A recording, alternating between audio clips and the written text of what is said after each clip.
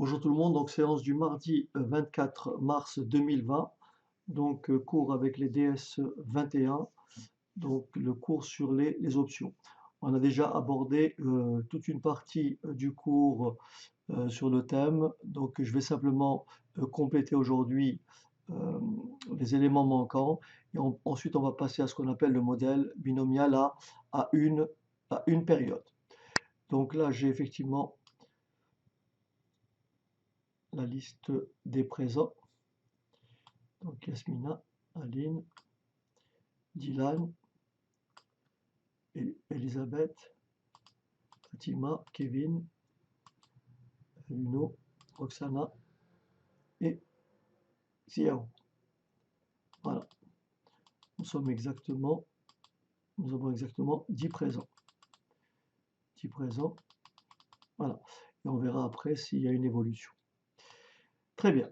Donc je fais juste un petit rappel. Donc un rappel de ce qu'on a déjà dit. Alors,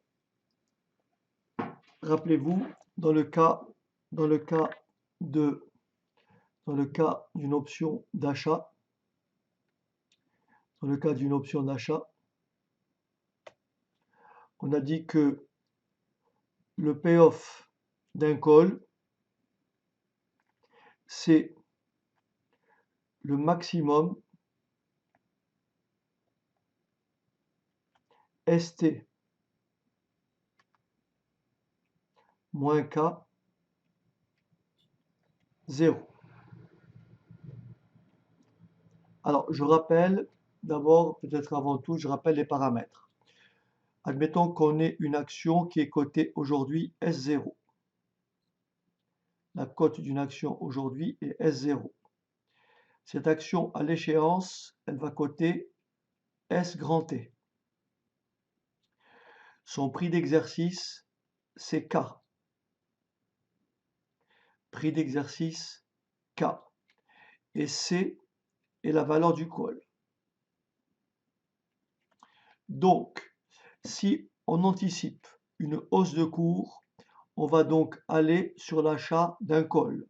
Acheter un call, c'est acheter le droit d'acheter à un prix, prix d'exercice. Et ici, bien sûr, grand T, échéance. Donc, acheter au prix K, acheter au prix d'exercice K à l'instant T, c'est-à-dire, là, nous sommes devant une option européenne. Une option européenne ne peut être exercée qu'à la date d'exercice. Contrairement à une option américaine où on peut exercer à tout moment. Donc ici, le payoff d'un call, c'est le maximum ST-K0. Autrement dit, si le cours de l'action est supérieur au prix d'exercice, l'option sera exercée. Si le cours de l'action est inférieur au prix d'exercice, l'option sera abandonnée. Alors encore une fois, le cours est vraiment interactif. Donc si vous voulez prendre la parole, vous me prévenez que je puisse mettre mon micro, parce que je n'ai pas mis le casque. Mais sinon, vous avez devant vous le chat et vous m'arrêtez quand c'est pas clair. D'accord? Est-ce que ce rappel-là convient à tout le monde? Bonjour Christopher. Christopher, pareil, il faut modifier le sens de votre message. Encore une fois, votre message, il faut l'adresser à tous les participants. N'est-ce pas, Christopher? Alors, maintenant, pour le put, le payoff d'input, donc P, donc je suis acheteur d'input, donc j'achète le droit de vendre à un prix. J'achète le droit de vendre à un prix K. Une action par exemple ou un sous-jacent. D'accord? Si à l'instant T, le cours de l'action est supérieur au prix d'exercice, l'option est abandonnée. Inversement, l'option est exercée. Et donc le payoff d'un put, c'est le maximum K moins ST 0. Est-ce que ça va?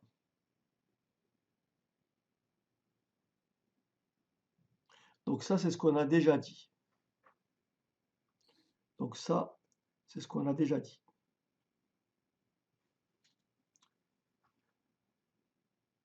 Très bien.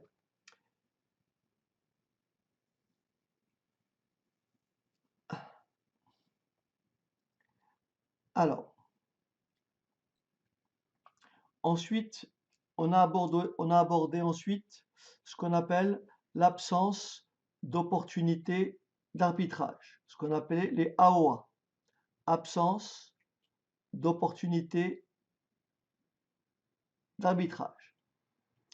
On a dit, si on prend deux portefeuilles A et B, si on prend deux portefeuilles A et B, si la valeur du portefeuille A à l'instant grand T est égale à la valeur du portefeuille B à l'instant grand T, alors, en l'absence d'opportunité d'arbitrage, en l'absence d'opportunité d'arbitrage, le portefeuille A et le portefeuille B doivent nécessairement avoir la même valeur aujourd'hui. Donc vous êtes d'accord avec moi que ça, on l'a déjà étudié, n'est-ce pas? Très bien. Et on a dit aussi, par extension, si la valeur d'un portefeuille A à l'instant grand T, à l'instant futur grand T, est inférieure au portefeuille B à l'instant grand T, alors aujourd'hui ou antérieurement à cette date, à la date petit t, le portefeuille A vaudra moins que le portefeuille B. Si une de ces conditions-là n'était pas remplie, alors il existerait une opportunité d'arbitrage. Dans un marché efficient, on part toujours du principe qu'on a une absence d'opportunité d'arbitrage. Une opportunité d'arbitrage, c'est réaliser un placement sans risque et bien sûr sans avancée de fonds.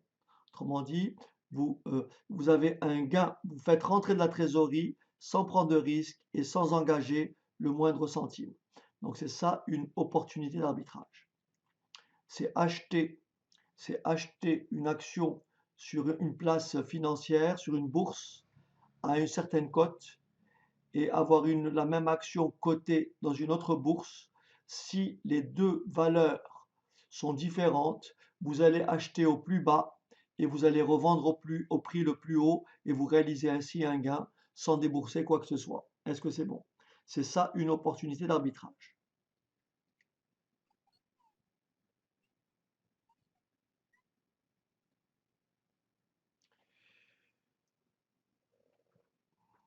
Ok.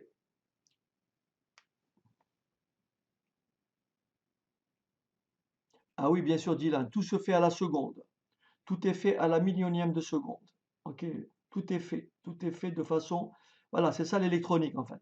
Puisque maintenant les passations d'ordre se font sur le plan informatique. Vous passez un ordre, vous avez un moyen, vous avez les outils nécessaires pour communiquer très vite. C'est ça qui fait la différence entre, par exemple, des passeurs d'ordre. Tout dépend des moyens techniques dont ils disposent. Donc effectivement, les échanges se font à la seconde. Ok,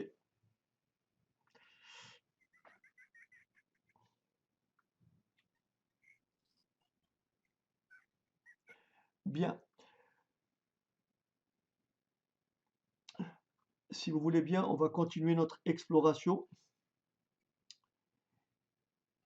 Alors, est-ce qu'il y a des questions? Est-ce qu'il y a des questions? Là, qui me demande de réexpliquer de réexpliquer quand utiliser le put et le call. Alors regardez bien. En fait,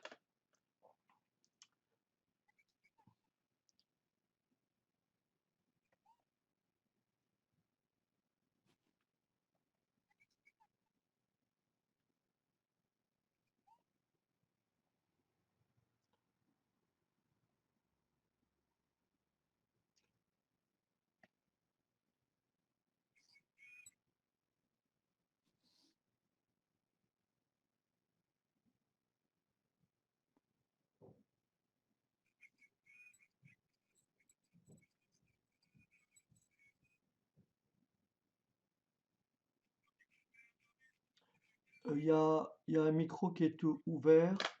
Alors je ferme peut-être. Voilà. Alors, ici vous avez, ici vous avez, ici vous avez la prime, le payoff. N'est-ce pas, Dylan? Ici nous avons le payoff.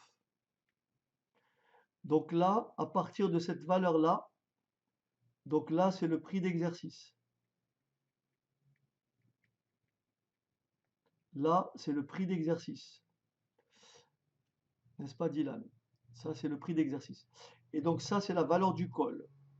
On a déboursé une certaine somme. D'accord? Donc, si le cours de l'action, donc ça, c'est le cours de l'action. Ça, c'est le cours de l'action.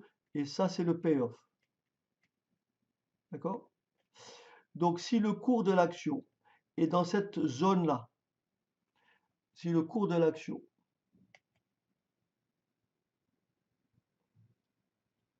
est inférieur à K, l'option est abandonnée. Ça sert à rien, ça sert à rien d'acheter une action à un prix K alors qu'elle est vendue moins cher que K, n'est-ce pas? Autrement dit, le call va être exercé dès que le cours de l'action est supérieur à K. Dans toutes ces zones-là, l'option d'achat sera exercée. De là à là, l'option d'achat sera exercée. Ici, on va néanmoins perdre de l'argent, mais on va limiter la perte. Parce que si là j'ai 5 euros et que j'exerce ici, ça me coûtera moins que 5 euros. J'aurais perdu 2 euros par exemple. Donc, le call, vous l'exercez dès que le cours de l'action, le cours du sous-jacent est supérieur au prix d'exercice. Autrement dit, vous allez acheter un call si vous anticipez une hausse du cours. Donc vous allez vous positionner sur un call si vous anticipez une hausse du sous-jacent. Est-ce que c'est bon? Donc si vous pensez qu'une action va monter, eh bien, il faut acheter un call sur cette action.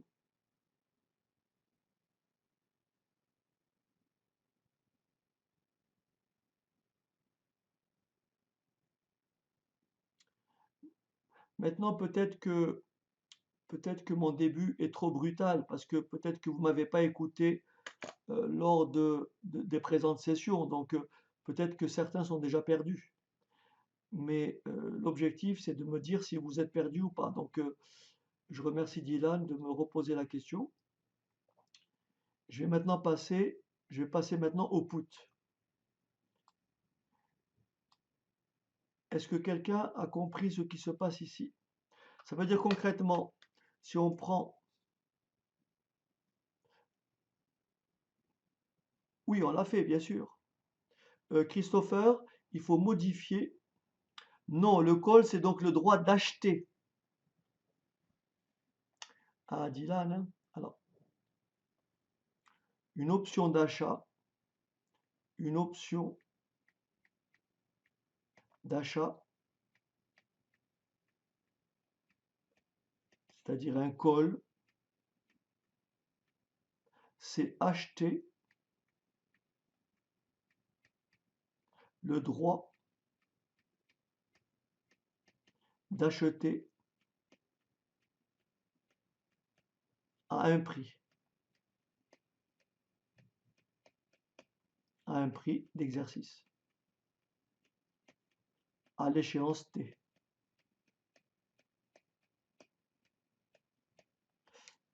Est-ce que c'est le droit d'acheter?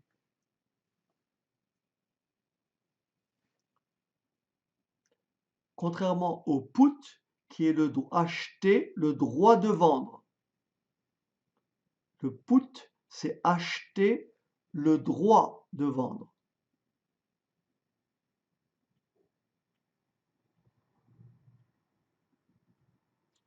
Une option d'achat, c'est acheter le droit d'acheter.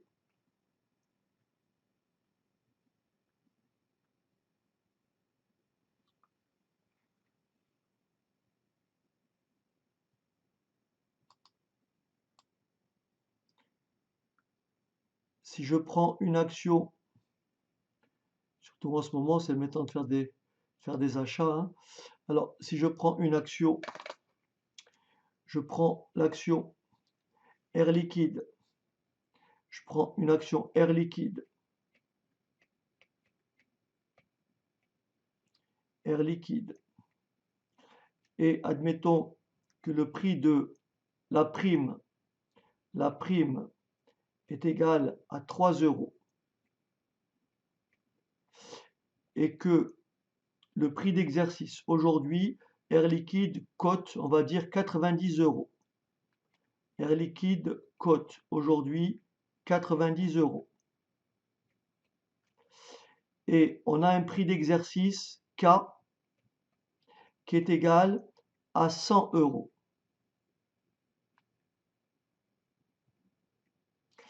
Et à échéance 3 mois. Donc quelqu'un achète un call. Vous me suivez ou pas? Il y a plusieurs possibilités. Soit à l'échéance. Il y a plusieurs scénarios. Il y a plusieurs scénarios.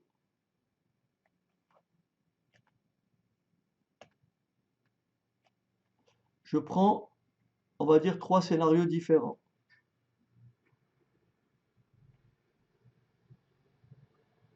Je prends 3 scénarios différents. Le premier scénario, l'action est cotée dans 3 mois. L'action dans 3 mois. L'action dans 3 mois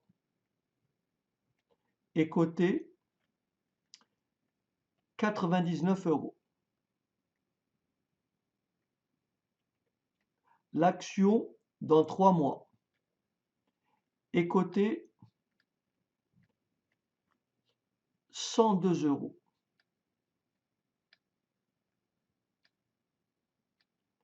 Et l'action dans 3 mois est cotée 105 euros. D'accord? Ça, c'est 3 scénarios différents. Vous me suivez? J'ai 3 scénarios différents. Le prix d'exercice est 100. Là, qu'est-ce que je fais? Là, qu'est-ce que je fais? Là, qu'est-ce qu'il y a? Abandon. Je n'exerce pas mon droit. Je ne vais pas acheter. Je ne vais pas acheter à 100 quelque chose qui coûte 99.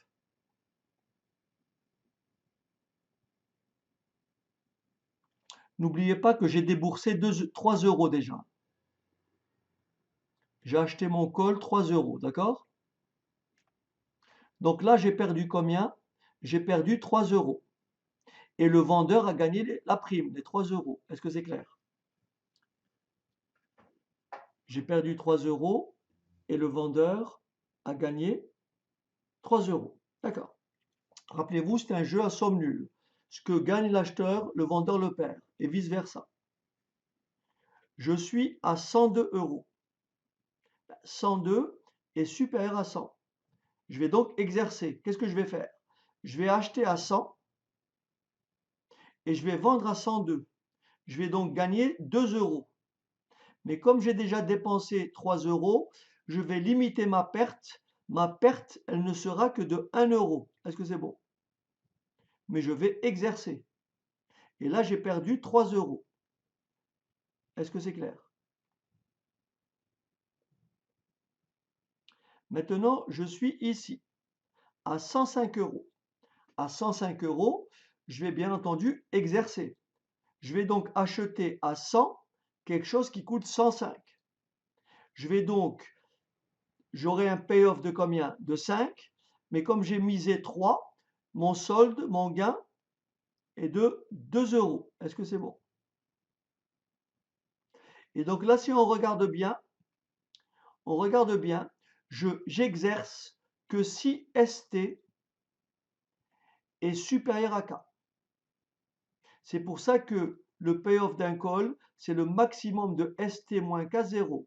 Ici, il n'est pas exercé parce que la valeur est négative.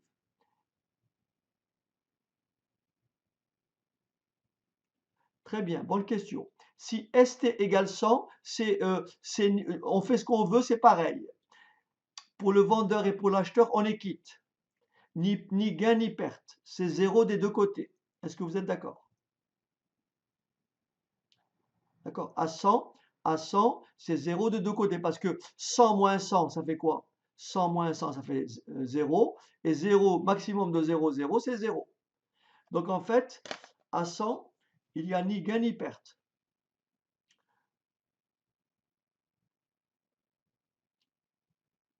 Le vendeur a gagné, voilà.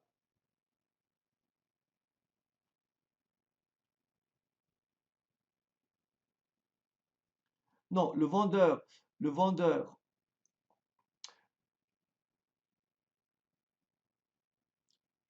a perdu 3 euros et l'acheteur a perdu 3 euros et le vendeur a gagné 3 euros. D'accord?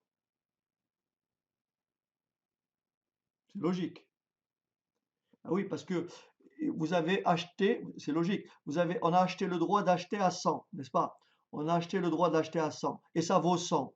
Donc, si j'exerce, je vais perdre ma prime. Si j'exerce 100, j'achète à 100, qu'est-ce que j'ai gagné? 0, j'ai toujours perdu 3. Donc, en fait, l'acheteur a perdu 3 et le vendeur a gagné 3. La somme est nulle. Le payoff pour l'acheteur, c'est 0.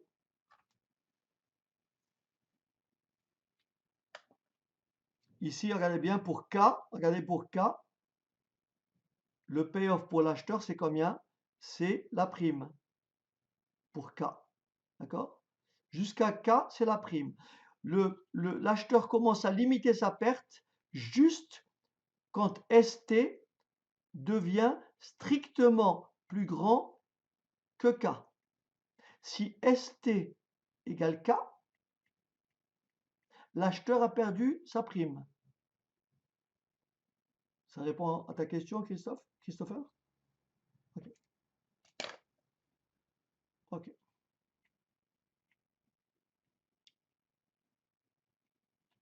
Est-ce que quelqu'un a une question sur cette partie-là?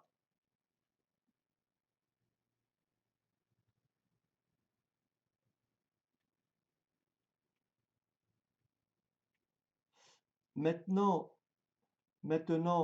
pour le call, donc il faut bien distinguer, Dylan, un call, c'est une option d'achat, c'est acheter le droit d'acheter. Acheter le droit d'acheter, d'accord? Et donc, forcément, si tu achètes le droit d'acheter, tu vas faire le pari que le titre que tu vas acheter soit valorisé au maximum. Comme ça, tu l'achèteras à un prix bas pour le vendre à un prix haut. Donc, si on anticipe une hausse sur un sous-jacent, il faut acheter un call. Est-ce que ça, vous l'avez compris?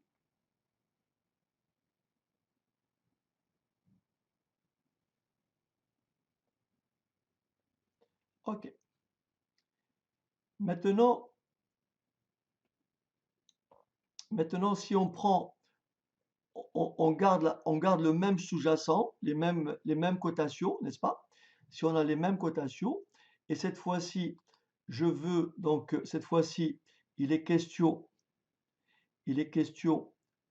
d'acheter un put, donc ça c'est une option de vente. Cette fois-ci, une option de vente, une option de vente que j'appellerai donc ici un put.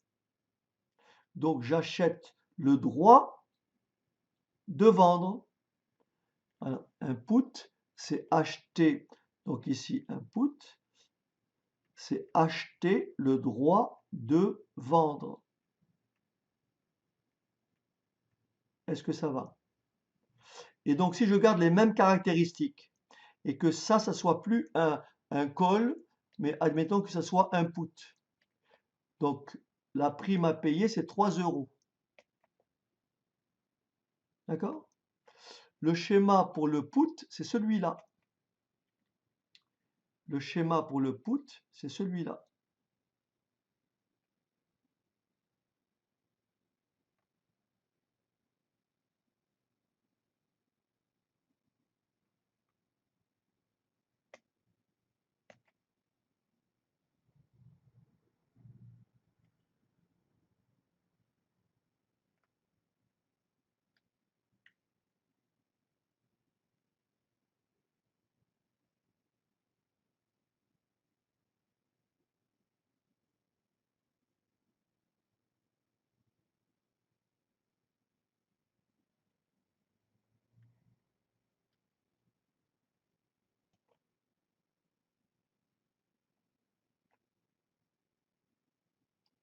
Donc ici, donc pour le put, ici vous avez le payoff, ce que ça vous coûte, d'accord? Le payoff, le prix du put, la prime. Donc là vous avez la valeur K, prix d'exercice, d'accord? Donc on a compris que si le cours de l'action est supérieur à K, vous perdez votre prime. Est-ce que c'est beau? Si le cours de l'action est supérieur à K, vous perdez votre prime. Et vous commencez à gagner dès que le cours de l'action est inférieur à K. Autrement dit, lorsque vous allez sur un put, vous anticipez une baisse de cours. Est-ce que ça va? Donc si je me place ici dans ce scénario-là, je me place dans ce scénario, je garde les mêmes valeurs. Qu'est-ce qu'il advient du put? Donc, est-ce que là j'exerce? Est-ce que là j'exerce? Oui. Et mon payoff est de combien? Est de 1 €. Mais comme j'ai déboursé 3 €, ça me fait un solde. Je limite ma perte. Est-ce que c'est bon? Est-ce que là j'exerce?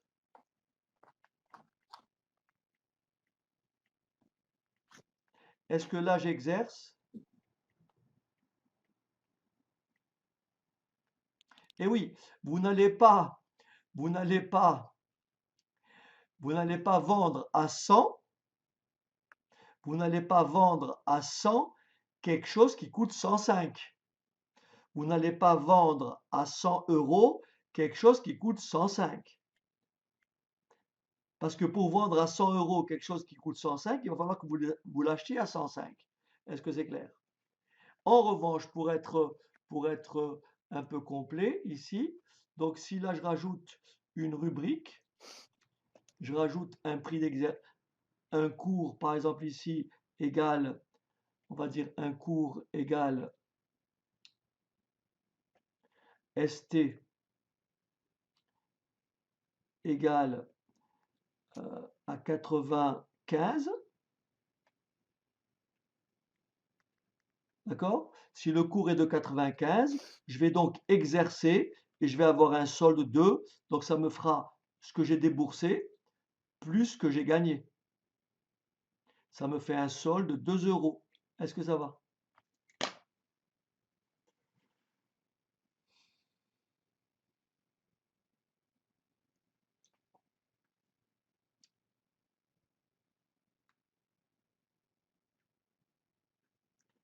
On a compris? Pas de questions?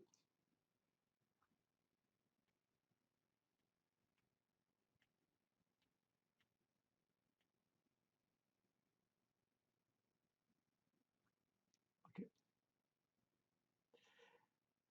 Est-ce que vous avez déjà... donc là, on va voir ce qu'on appelle la parité Colput. On va établir cette relation.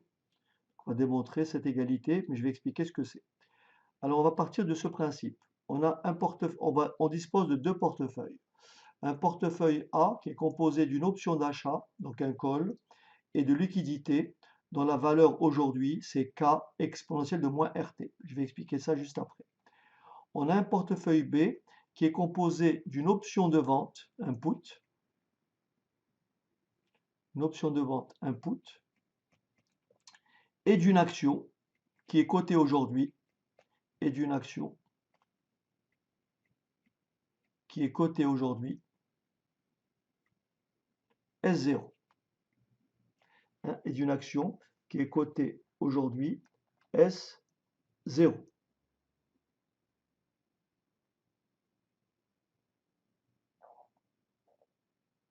OK?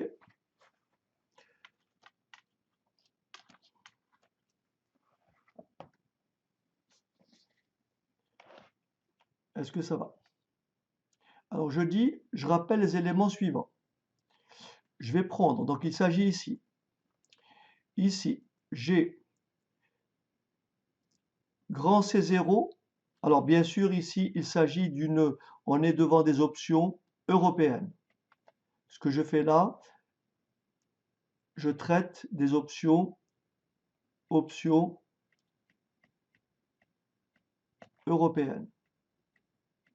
C'est-à-dire qu'elles ne peuvent être exercées, qu'à l'échéance. D'accord? Donc, j'ai une option, un call dont la valeur est C0. J'ai une valeur, une somme, un prix d'exercice K. Échéance T. Pareil, j'ai un put. Attention, j'ai un put qui porte sur le même sous-jacent, avec le même prix d'exercice et avec la même échéance. Vous comprenez ou pas? Même prix d'exercice, même échéance. Ici, le petit r, c'est le taux sans risque. Taux sans risque. Donc aujourd'hui, je dispose d'un call et de liquidité.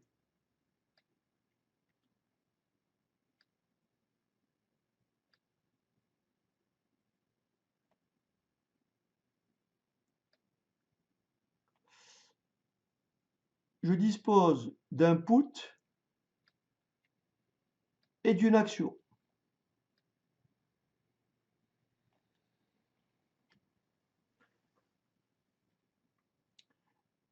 Je répète, je me place aujourd'hui.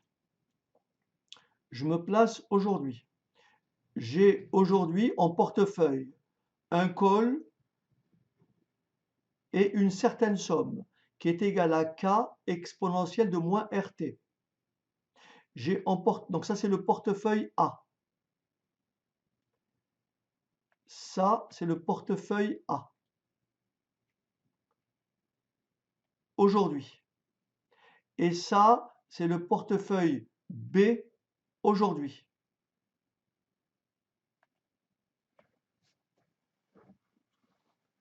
Est-ce que vous me suivez jusque-là? je dispose de deux portefeuilles. Un portefeuille A, qui est composé d'un call et de liquidités qui valent aujourd'hui K exponentielle de moins RT.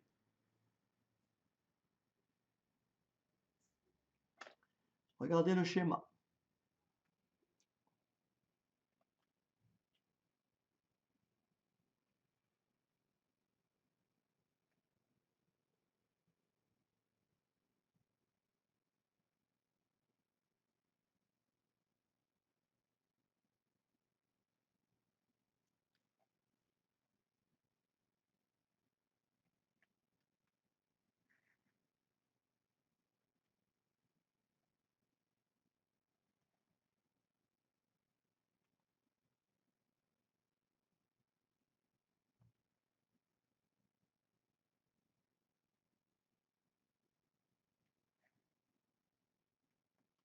Là, je suis à l'instant 0.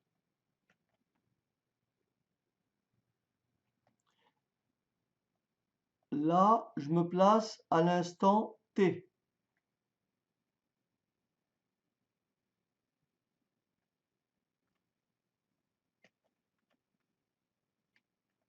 Mon portefeuille aujourd'hui, il vaut,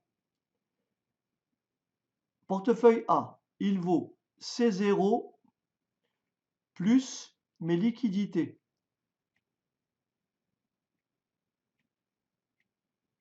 Le portefeuille B vaut aujourd'hui P0 plus mon action.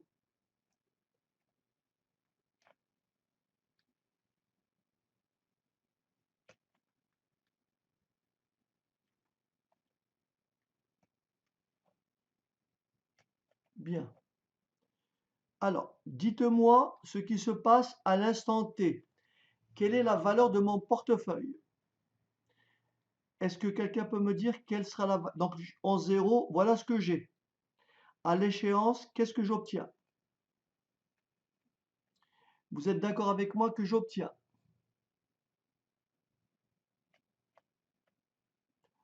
J'obtiens.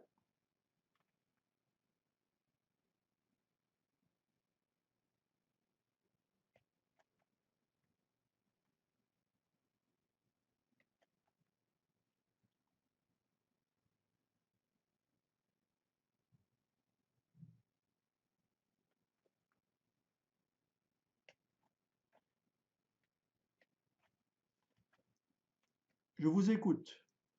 Quelle est la valeur de mon portefeuille à l'instant grand T? Qui peut me dire? Quelle est la valeur de ce portefeuille à l'instant grand T?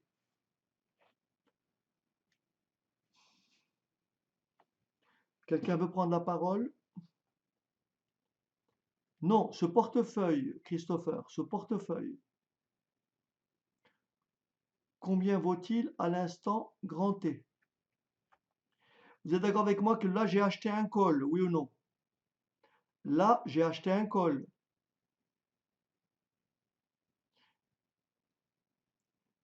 C'est bien. Là, j'ai acheté un call.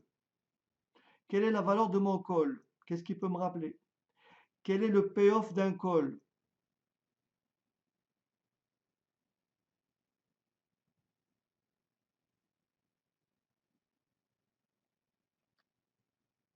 Quel est le payoff d'un call? Ne l'oubliez jamais.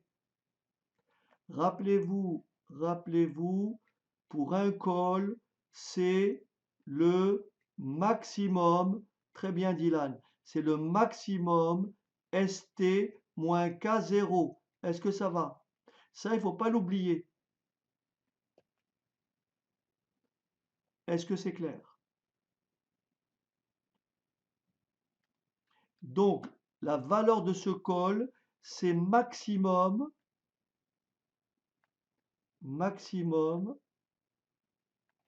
K, pardon, ST moins K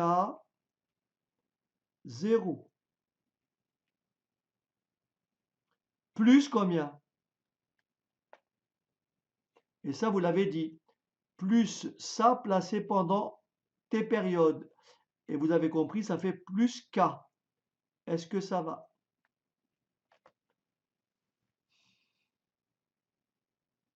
Puisque si je place un capital, si je place un capital K exponentielle de moins RT pendant une durée T, je multiplie par exponentielle de plus RT, ce qui me donne K exponentielle de 0, et c'est égal à K. Donc, la valeur, la valeur des liquidités, ce montant-là, à l'instant T, c'est K. Est-ce que tout le monde a compris? Parce que Dylan, on actualise, on continue. On actualise en continu. En discret, Dylan, ça m'aurait fait ça. En discret, ça m'aurait fait ça. Et donc après T périodes, ça m'aurait fait ça. Là, c'est en discret. Mais dans le cas des options, on actualise ou on capitalise en continu.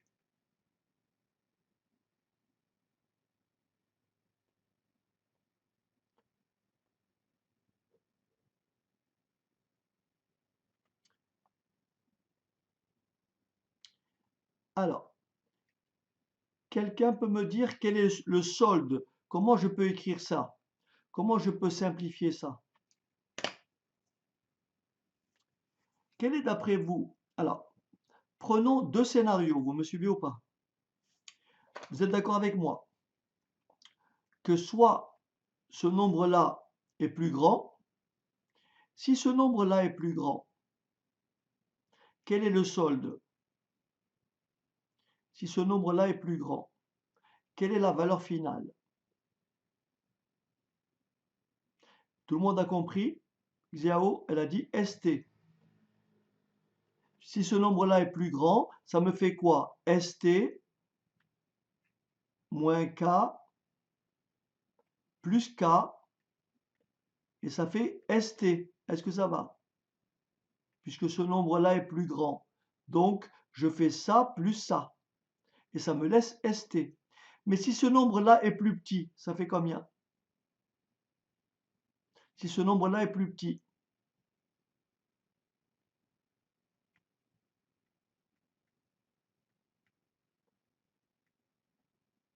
est-ce que vous êtes d'accord?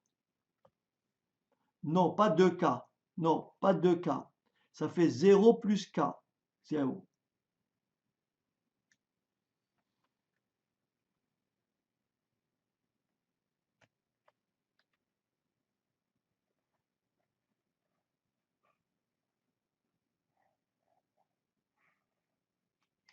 Regardez, je vais le détailler ici.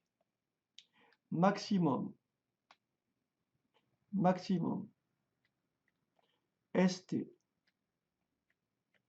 moins K, 0, plus K. Premier cas, ST est plus grand que K. Le payoff, le résultat égal à ST moins K plus K, ce qui donne ST. Est-ce que tout le monde a compris? Si ST est plus grand que K. Si maintenant, deuxième cas, si ST est plus petit que K, le solde c'est quoi? L'option est abandonnée, ça fait donc 0, plus K, et ça fait K.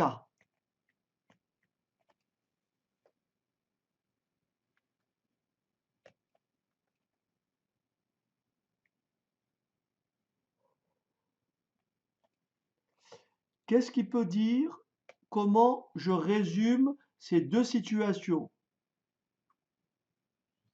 Est-ce que vous êtes d'accord avec moi que le solde, c'est le maximum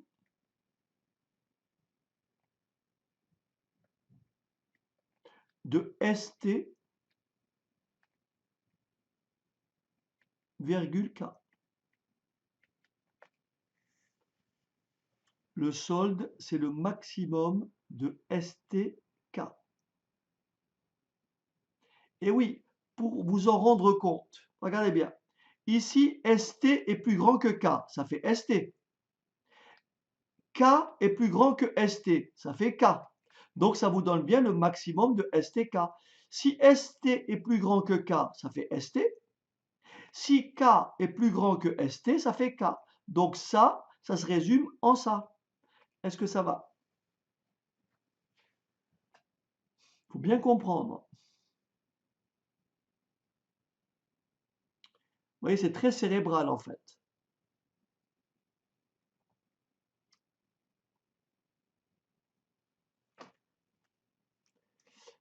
Qui peut me dire maintenant qu'est-ce que j'écris ici? Pour le deuxième portefeuille, ça c'est le portefeuille A. Et qu'en est-il du portefeuille B? Quelle est sa valeur en T? Qu'est-ce qu'il peut me dire? Le portefeuille B, combien il vaut en T? Allez. N'oublie pas que j'ai acheté un put et j'ai acheté une action. En portefeuille, j'ai un put et une action. Ça vaut combien à l'échéance? Ce portefeuille vaut combien à l'échéance? Allez-y.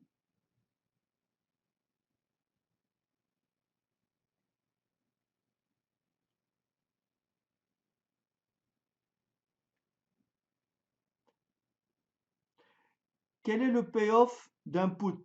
Quelle est la valeur d'un put à l'échéance? Quelle est la valeur du put? Très bien. Vous êtes d'accord avec moi que le put vaut maximum K moins ST 0. Est-ce que vous êtes d'accord?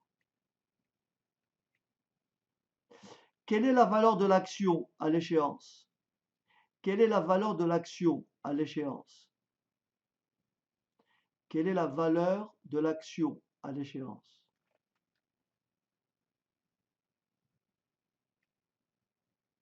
Non, non, une action a un cours, Xiao. Elle a un cours. Non, elle a un cours. On ne la capitalise pas une action. Une action, elle a un cours. Et son cours, c'est ST. Est-ce que ça va? Une action a un cours. Elle vaut S0 aujourd'hui, elle vaudra ST à l'échéance. Est-ce que vous avez compris? S0, ST.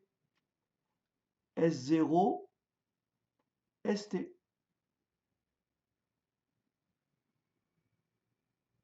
Une action, ce n'est pas une somme d'argent, c'est un titre physique qui peut effectivement valoir un prix. D'accord? C'est pas comme si on plaçait c'est pas comme si on plaçait des liquidités. Voilà, c'est la valeur de l'action à l'échéance.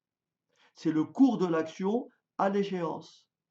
Est-ce que c'est bon? C'est le cours de l'action à l'échéance. Donc, ici, je reprends le scénario.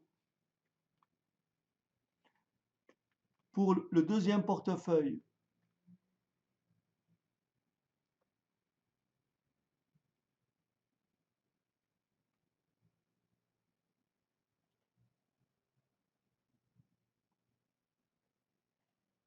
pour mon deuxième portefeuille,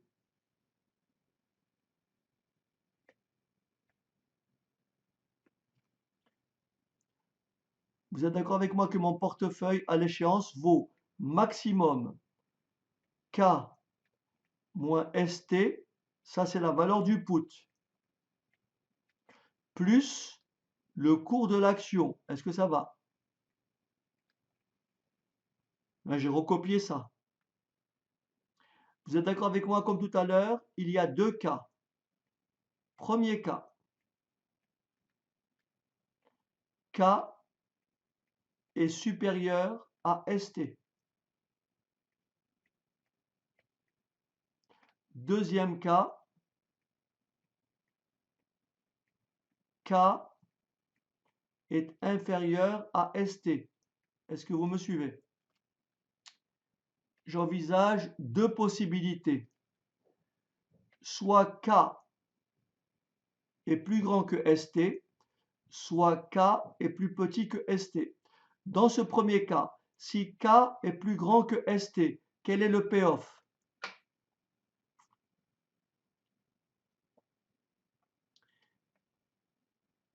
C'est K,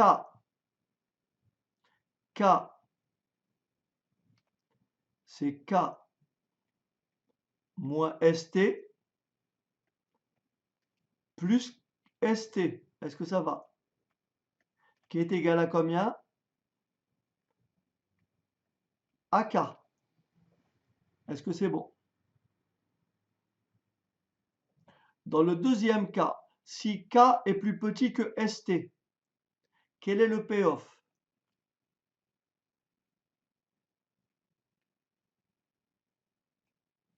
Zéro plus ST. Est-ce que ça va?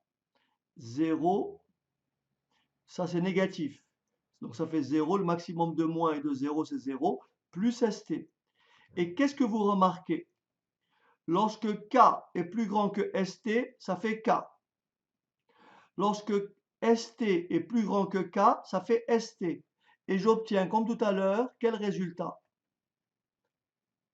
J'obtiens, comme tout à l'heure,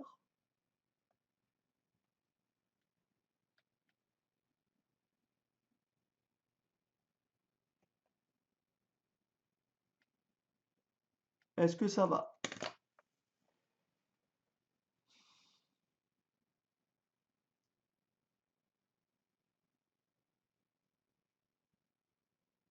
Maintenant, il faut tirer de ça une conclusion.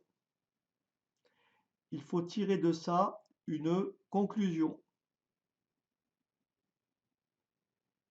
Et est-ce que quelqu'un peut faire une remarque et dire qu'est-ce qu'on peut tirer comme enseignement?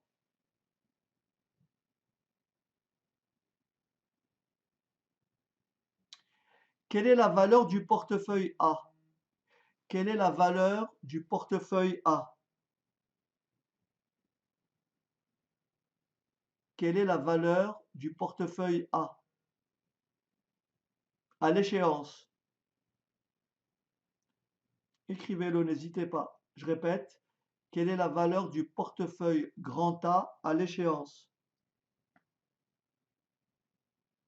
Est-ce que tout le monde a compris ce qu'a écrit Dylan? Il suffit de lire ici. Maximum de STK. Quelle est la valeur du portefeuille B à l'échéance?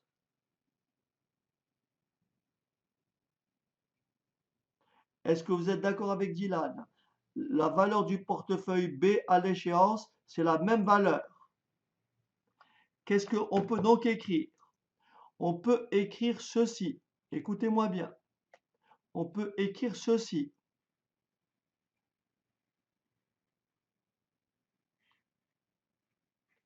Vous êtes d'accord que ça, c'est le portefeuille A. Ça, c'est la valeur du portefeuille A. Et ça, c'est la valeur du portefeuille B. Tout le monde a compris que la valeur du portefeuille A à l'instant grand T est égale à la valeur du portefeuille B à l'instant grand T. Est-ce que ça va? Les deux portefeuilles ont la même valeur. Comme je disais tout à l'heure, comme le portefeuille A et le portefeuille B ont la même valeur à l'échéance grand T, comme VA de T égale VB de T, alors ces deux portefeuilles, dans le cas d'une absence d'opportunité d'arbitrage, ces deux portefeuilles, dans le cas d'une absence d'opportunité d'arbitrage, ils doivent nécessairement avoir la même valeur aujourd'hui. Est-ce que c'est bon? Ils doivent nécessairement avoir la même valeur aujourd'hui. Autrement dit, comme ce portefeuille-là est égal à ce portefeuille-là, eh bien, ces deux portefeuilles auront la même valeur aujourd'hui. Autrement dit, ça doit nécessairement être égal à ça, ce que j'ai résumé ici dans la parité call-put, ce que j'ai résumé ici dans cette formule-là. À l'instant 0, le portefeuille A vaut cette valeur et le portefeuille B vaut cette valeur. Est-ce que tout le monde a compris? Ceci est vrai dans le cadre d'une absence d'opportunité d'arbitrage.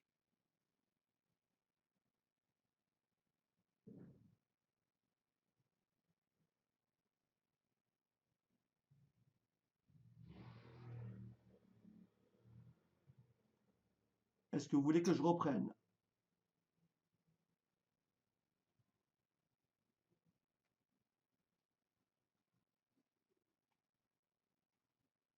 Ok, Roxana. Bon, alors,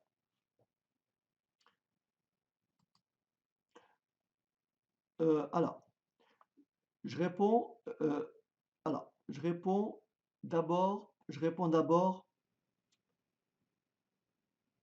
Oui, je vais répondre à ça, Dylan, tout à l'heure, pour voir effectivement comment ça marche.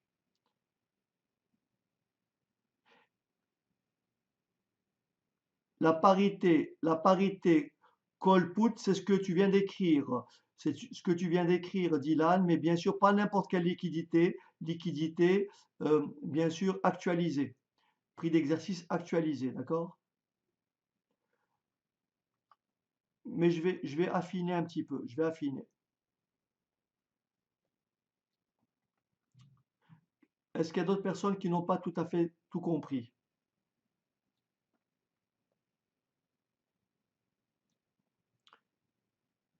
N'hésitez pas, les enfants, dites-moi. Ok,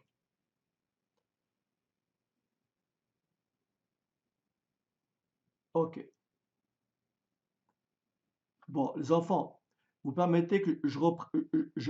Alors, ce qu'on va faire, pour vous aérer un petit peu, d'accord?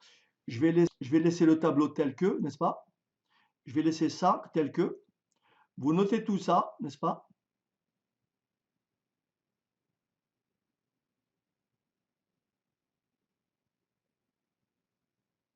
Ok, Aline, j'ai compris. Ce que je vous propose, je laisse le tableau, on marque une petite pause, n'est-ce pas? Et j'essaie de reprendre tous les éléments, d'accord? Plus proprement, plus doucement, parce que je pars du principe qu'on a déjà travaillé dessus, d'accord? Donc je vais essayer de reprendre, restructurer tout ça, d'accord? Donc on va marquer une pause. Bien. Donc je vais juste refaire l'appel pour voir.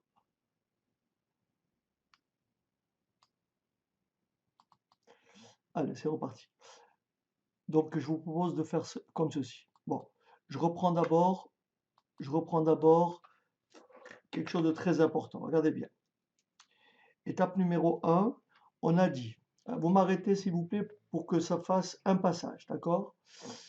Rappel numéro un, lorsque deux portefeuilles ont la même valeur à l'instant T, lorsque deux portefeuilles A et B ont la même valeur à l'instant grand T, en l'absence d'opportunité d'arbitrage, ces deux portefeuilles doivent nécessairement avoir la même valeur à n'importe quel moment et en l'occurrence à l'instant zéro. Ils doivent obligatoirement avoir la même valeur aujourd'hui. Donc ça, c'est dans le cadre d'une absence d'opportunité d'arbitrage. Si cette condition n'était pas vérifiée, il suffit, il suffit d'acheter le portefeuille le moins cher, d'accord, et revendre le portefeuille le plus cher. Donc là, vous allez réaliser une, un gain sans risque. Donc encore une fois, si deux portefeuilles ont la même valeur à l'instant grand T, ils auront la même valeur à n'importe quel instant précédant la valeur grand T, donc en l'occurrence même aujourd'hui. Est-ce que ça c'est bon? Vous m'arrêtez. Ok. Étape numéro 2. Étape numéro 2. Je sais que lorsque le payoff d'un call, un call c'est quoi? C'est le maximum de ST moins K0. Est-ce que ça va? Le payoff d'un put, c'est le maximum de K moins ST0.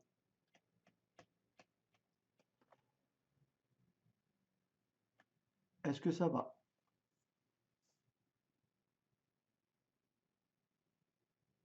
Tout à l'heure, on m'a parlé de liquidité. Liquidité, ça veut dire qu'on dispose d'une somme d'argent. Donc, si je dispose de 1000 euros aujourd'hui et que le taux est continu et qu'il est de 4%, dans 3 mois, j'aurai 1000 euros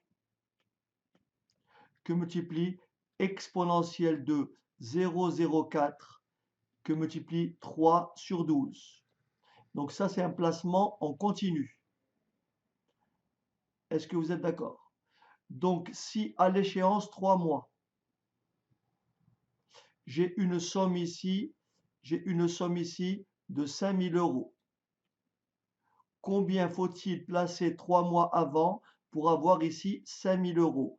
Il faut placer la valeur actuelle des 5000 euros, exponentielle de moins 0,04 que multiplie 3 douzièmes. Est-ce que ça va?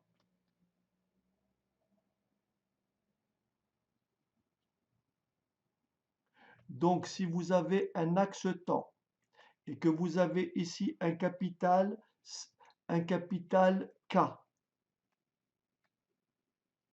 ici vous avez des liquidités K, et que vous placez ça pendant T mois, une période T.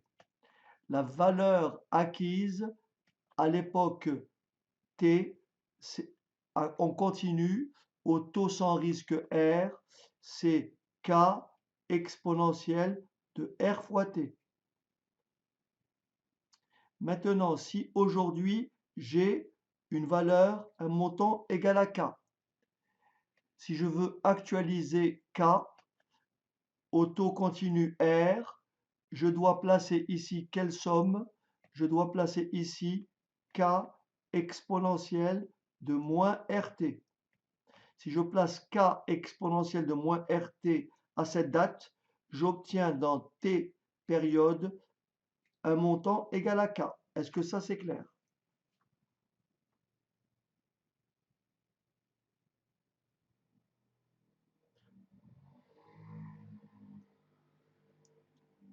Donc,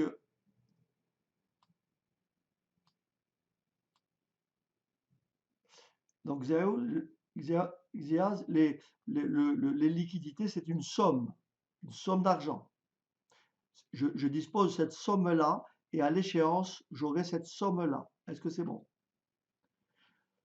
Bien. Donc, l'objectif.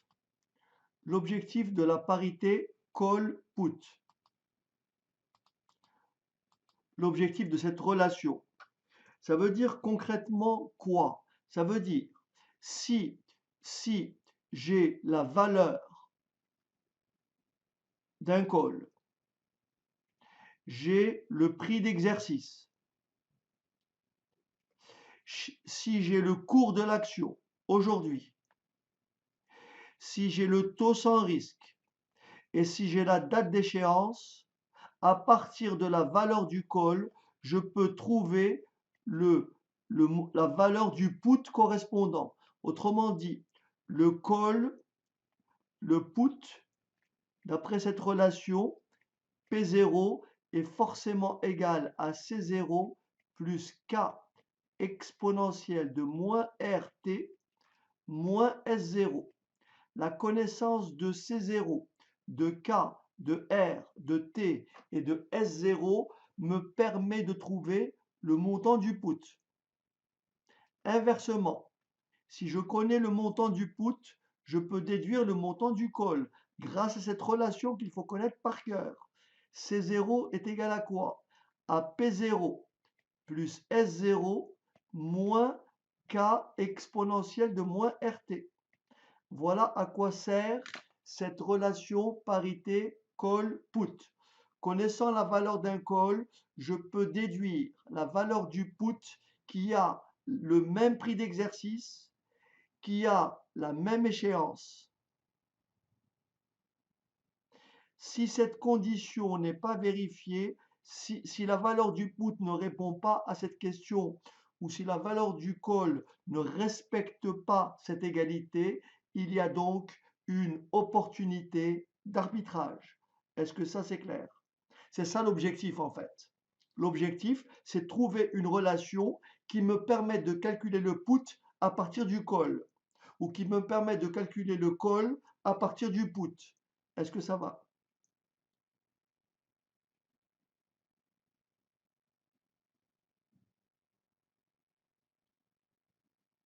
Ok. Alors maintenant, comment je fais pour établir cette relation? Comment je fais pour établir cette relation? Je dis, Dylan m'a dit, ils ne sont pas inventés ces deux portefeuilles, justement, Dylan. Ils ne sont pas inventés. Ce portefeuille A et ce portefeuille B sont conçus de sorte qu'à l'échéance, on va s'arranger pour qu'à l'échéance, ils aient la même valeur. Autrement dit, quelqu'un qui effectue un placement, il effectue un placement sans risque. Il obtiendra effectivement les mêmes montants, quel que soit A ou B. Et pour ça, on va disposer d'un portefeuille A qui sera composé de quoi? D'un call et de liquidité.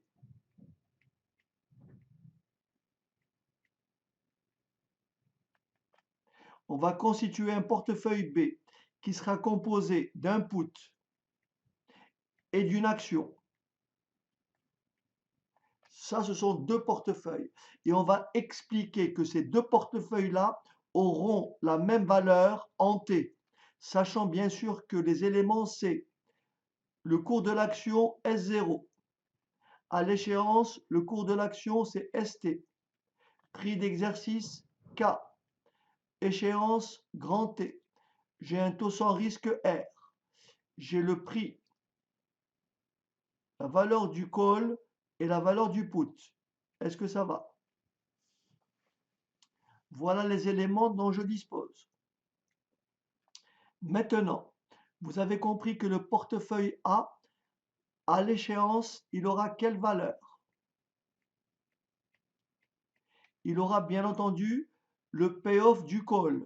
La valeur du call, c'est quoi? C'est le maximum de ST moins K 0. Et la valeur de mes liquidités, placer cette valeur-là pendant T périodes, ça me donne à l'échéance grand K. Est-ce que c'est clair?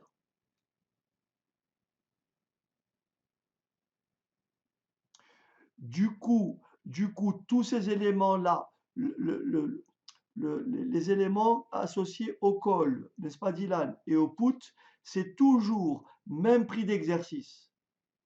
Même prix d'exercice, même échéance. Même prix d'exercice, même échéance. Et bien sûr sur le même sous-jacent. Sur la même action ou sur le même sous-jacent en général. Est-ce que tout le monde est d'accord qu'à l'échéance, le portefeuille A a cette valeur-là? Le portefeuille B à l'échéance, qu'est-ce qu'il a comme valeur?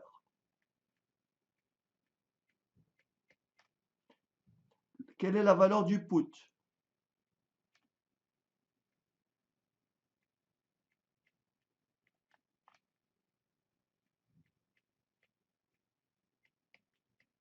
Vous êtes d'accord? La valeur du put à l'échéance.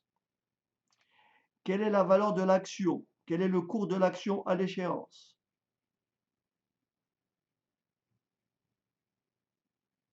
Quel est le cours de l'action à l'échéance? Très bien. Est-ce que ça va? Regardez bien, vous êtes d'accord avec moi qu'il y a deux scénarios.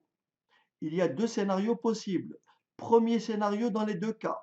Premier scénario dans les deux cas. ST est plus grand que K. Attendez, je vais présenter les deux scénarios avec des couleurs différentes. J'ai deux scénarios. Dans les deux cas, premier scénario, ST supérieur à K. Et pour le deuxième portefeuille, ST supérieur à K. Vous me suivez? OK. Quelle est la valeur de mon portefeuille à l'aide de ce scénario? C'est combien? Combien vaut-il? Quel est le maximum de ST-K 0? Est-ce que tout le monde a compris que c'est ST-K? Puisque ST est plus grand que K. ST est plus grand que K. Donc le maximum de ça et de 0, c'est ST-K. Est-ce que tout le monde a compris?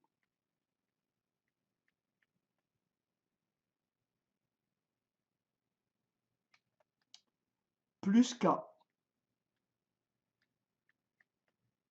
Résultat, ça fait quoi? ST, oui ou non?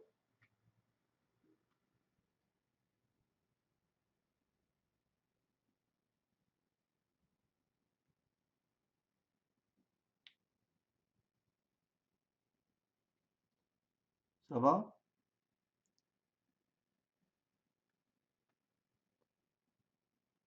Pour le portefeuille B, si ST est plus grand que K, qu'est-ce que ça me donne? Quel est le maximum de de K moins ST0? Quel est le maximum?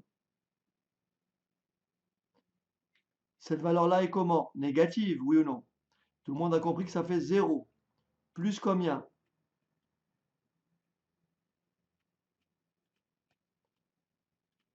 Et qu'est-ce que vous constatez? Si ST est plus grand que K, quelle est la valeur du portefeuille A? ST. Quelle est la valeur du portefeuille B? ST. Les deux portefeuilles ont la même valeur, oui ou non? Les deux portefeuilles ont la même valeur. Deuxième scénario. ST est plus petit que K. ST est inférieur à K. ST est inférieur à K.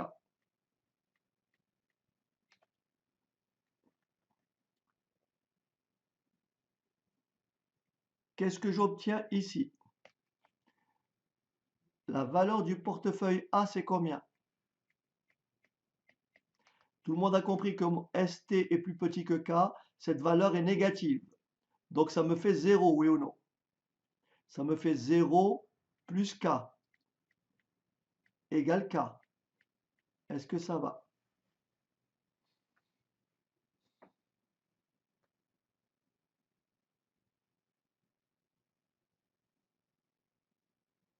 Je répète, ST est plus petit que K. Donc cette valeur est négative.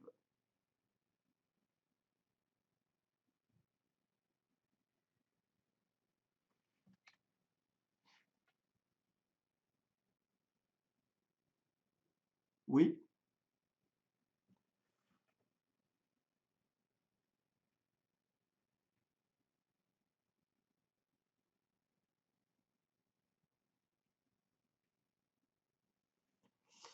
ST est plus petit que K, ST moins K est négatif, 1 moins le maximum d'un nombre négatif est de 0, c'est 0, plus K, ça fait donc K. Maintenant, à combien vaut le portefeuille B? Sachant que ST est plus petit que K. Le maximum de K moins ST, c'est tout simplement K moins ST. Puisque K moins ST est plus grand que 0, plus ST. Et qu'est-ce que vous remarquez? Lorsque ST est plus petit que K, le portefeuille A et le portefeuille B ont la même valeur. Donc, quels que soient les scénarios, j'ai le portefeuille A et le portefeuille B auront tous les deux la même valeur à l'instant grand T.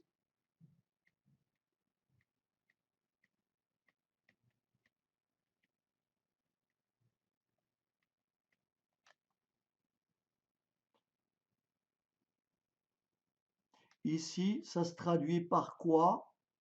Le résultat se traduit par quoi? Maximum de st-k. De stk. Et là, ça se traduit comment? Si je les réunis les deux, maximum de stk. Par conséquent, les deux portefeuilles ont bien la même valeur en T. Et comme ils ont la même valeur en T, ils doivent nécessairement avoir la même valeur en 0.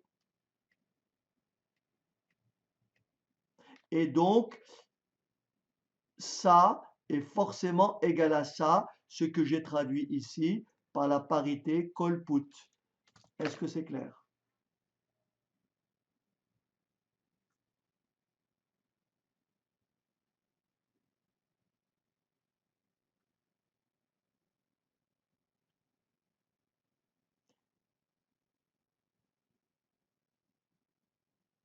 Le prix d'exercice est le même.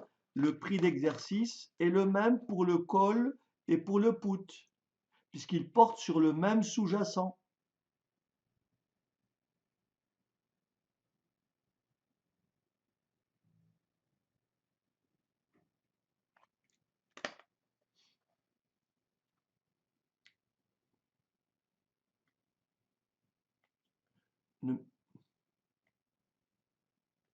C'est ça, Dylan.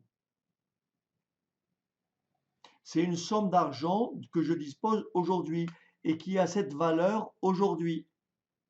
Et à l'échéance, elle vaudra K, comme je vous l'ai expliqué. Ces liquidités valent aujourd'hui cette somme, mais à l'échéance T, ces liquidités vaudront grand K. Voilà.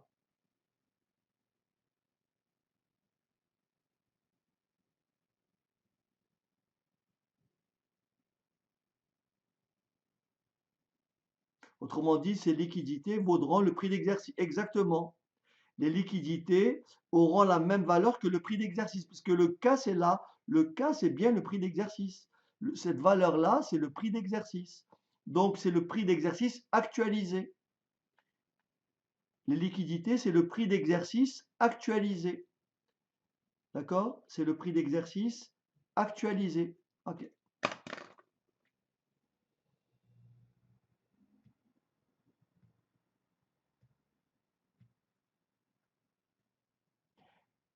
Est-ce qu'il y a des questions?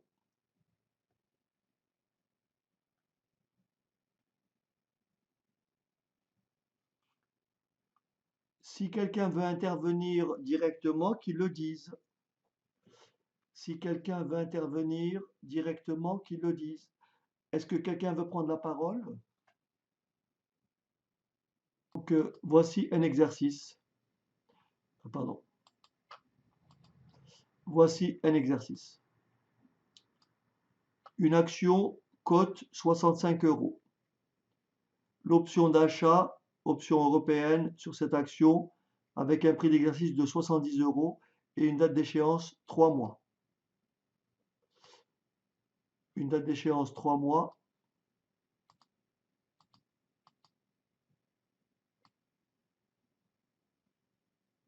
Une date d'échéance 3 mois.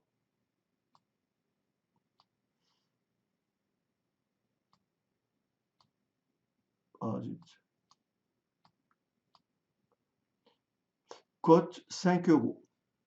Le taux continu sans risque annuel est de 4%. Quel est le prix de l'option de vente option européenne d'échéance 3 mois et de prix d'exercice 70 € en temps continu et en temps discret? Allez, à vous. On part donc de la parité call-put. Et la parité call-put nous dit, on me demande le prix d'un put. Donc j'ai le prix du call Je répète la relation. Je répète la relation qu'il faut connaître. Donc, C0 plus K exponentielle de moins RT égale à P0 plus S0.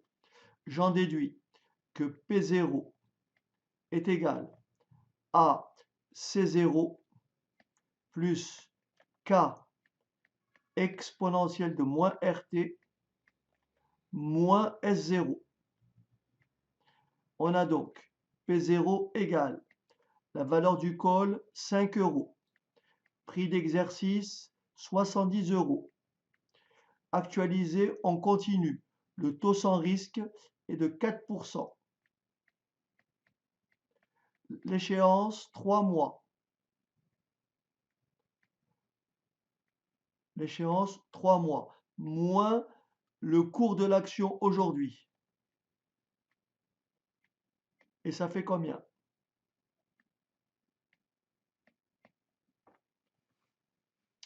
Et ça fait combien?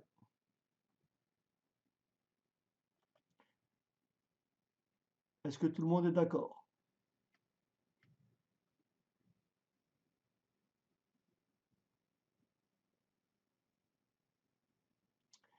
On me demande après de le calculer en temps discret. Étape numéro 1, n'est-ce pas? Étape numéro 1, il faut convertir le taux continu en un taux discret. Est-ce que c'est bon? Donc la formule en taux discret, ça serait comme ça. Est-ce que je peux effacer? C'est bon? La formule qui est là, vous remplacez ça. Bien sûr, vous calculez le taux discret équivalent au taux continu. Donc la formule pour le discret, c'est C0 plus K que multiplie 1 plus le taux discret à la puissance moins R moins T égale à P0 plus S0. Voilà la relation. La parité call-put en discret.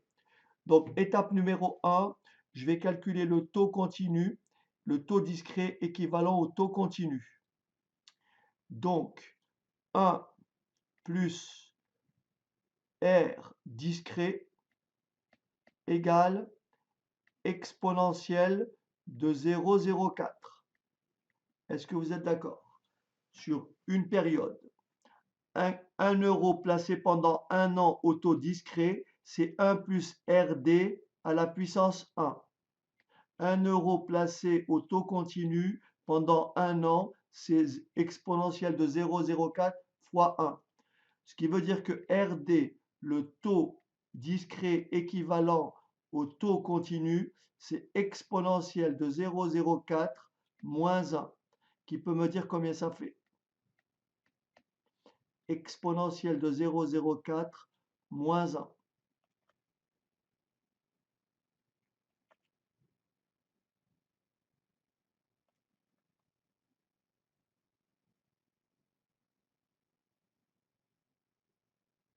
Zéro virgule 0,408, soit un taux discret de 4,08%. Est-ce que c'est clair? Un taux discret de 4,08%. Par conséquent, la valeur du put P0, c'est la valeur du call C0, 5, plus les liquidités, prix d'exercice 70, actualisé au taux discret, sans risque, 1,0408, exposant moins 3 douzièmes,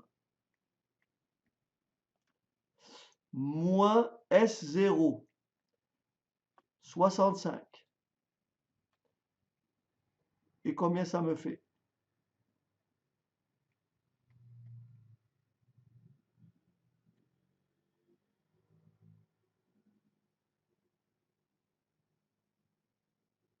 Ça me fait quelle valeur?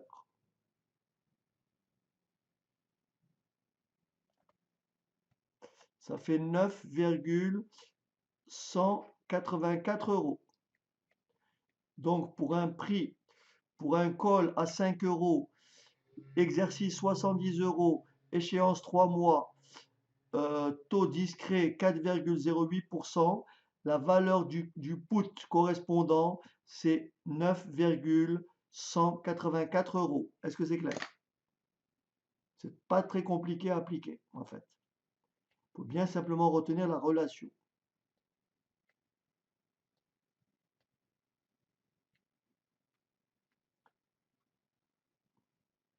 Ok, pas de problème. Apparemment, Aline n'a pas trouvé la même chose. Alors, est-ce que quelqu'un peut faire l'opération pour voir si ça correspond? Ben, je vais le faire. C'est Aline qui a raison. Dylan s'est trompé. Donc, c'est pas 9,184, mais effectivement, c'est bien ce qu'indique Aline. 9, ok, merci. 9,303. Donc, voilà la valeur du put. Ok, donc c'est bien. C'est la même question, sauf que là, on évalue le put en discret, c'est tout. Hein, c'est simplement pour vous montrer le lien entre le continu, ça permet de faire un rappel, comment on convertit un taux continu en un taux discret, d'accord? Non, en général, dans l'absolu, Dylan, je peux effacer, c'est bon? Ok, allez, on efface et on passe à l'exemple suivant.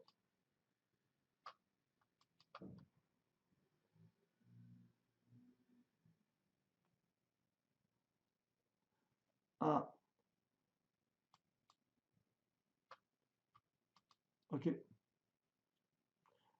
Donc voilà ce que vous avez.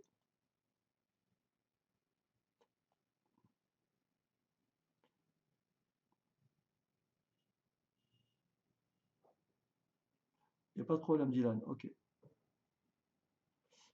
Allez, je vous laisse faire cet exercice. Donc, une action cote 55 euros. L'option de vente européenne, cette action avec un prix d'exercice de 50 euros et une date d'échéance dans 3 mois cote 3 euros. Le taux discret sans risque annuel est de 4,5%. Quel est le prix de l'option d'achat, donc option européenne, de même échéance et du même prix d'exercice? D'abord on continue, puis en discret, ou inversement. Allez. Donc pour le discret, là, on doit trouver 8,547. Alors, donc voilà ce que ça donne en discret. Donc on veut chercher la valeur du call. Donc C0 est tout simplement égal à P0 plus S0, bien sûr, moins K1 plus le taux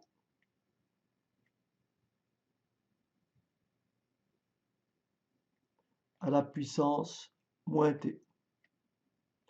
Ce qui me donne la valeur du call, c'est le prix du put 3, le cours de l'action 55, le prix d'exercice 50, placé au taux discret 1,045, échéance 3 mois, moins 3 douzièmes.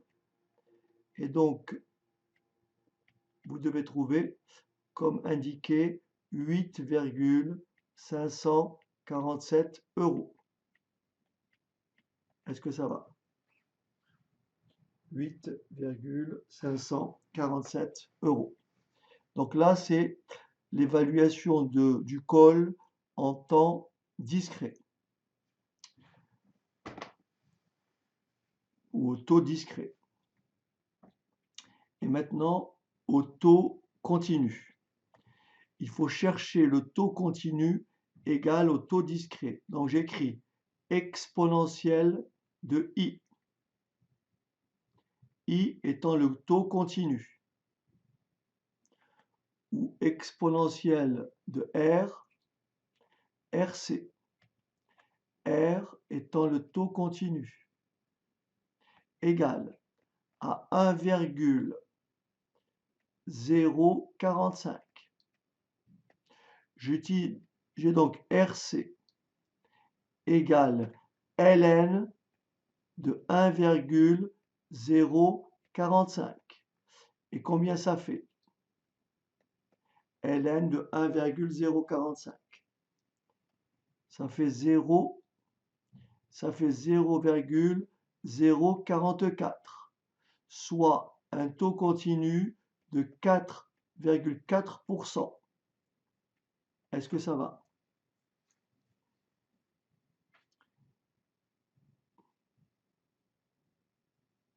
Et il suffit maintenant d'appliquer la même relation, sauf que cette fois-ci, au lieu d'actualiser au taux discret, on va donc actualiser au taux continu, ce qui va me donner 3 plus 55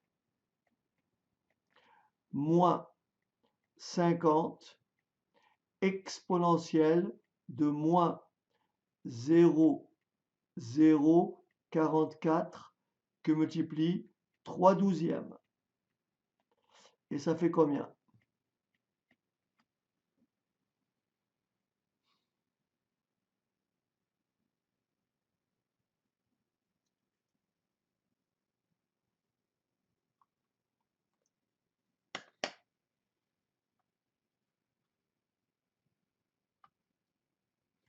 Ça fait 8,547.